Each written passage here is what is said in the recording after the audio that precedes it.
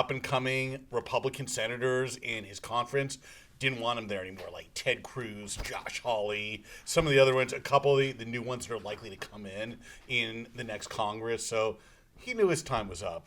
Welcome to The Debrief, where we talk with the Washington Examiner's top journalists about the headlines they're covering and where the story's going next. I'm Sarah Bedford, and I'm here with magazine editor David Mark.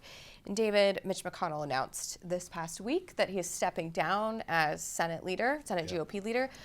Why now? Why did he make this announcement now? It's interesting. McConnell, the Senate leader for going on 17 years now, 18 years when he steps down, he's very politically astute. He said openly, times are changing. He didn't quite say he was going to get deposed as leader, but it was pretty clear that up-and-coming Republican senators in his conference didn't want him there anymore, like Ted Cruz, Josh Hawley, some of the other ones, a couple of the new ones that are likely to come in the next Congress. So he knew his time was up.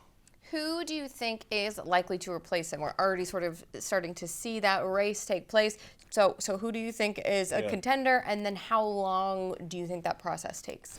There's the three Johns, of course. Senator John Barrasso of Wyoming, John Cornyn of Texas, and John Thune, South Dakota. Excuse me, I had to think about that all for a second. Lot of Johns. You're right. They've all shown interest. John Cornyn of Texas has already jumped in. He's the former Republican whip, the second in command.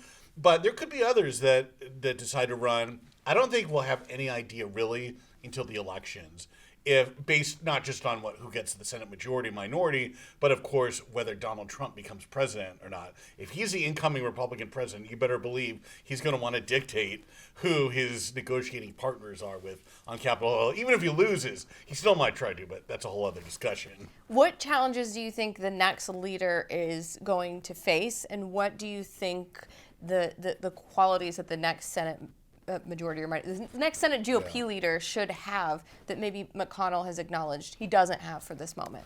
Generally, Republican rank and file in the Senate wants somebody who's even more confrontational than Mitch McConnell. They don't want somebody cutting deals. Of course, if there's a split Congress and presidency, that only goes so far. We saw it on the other end of Capitol Hill. We're seeing it with House Speaker Mike Johnson, where you try to play tough and say, oh, we're only going to do it our way, and then you get into gridlock. So it's easy to say that, but I think they want somebody who's less old school and probably a little more with the current Republican Party on international affairs.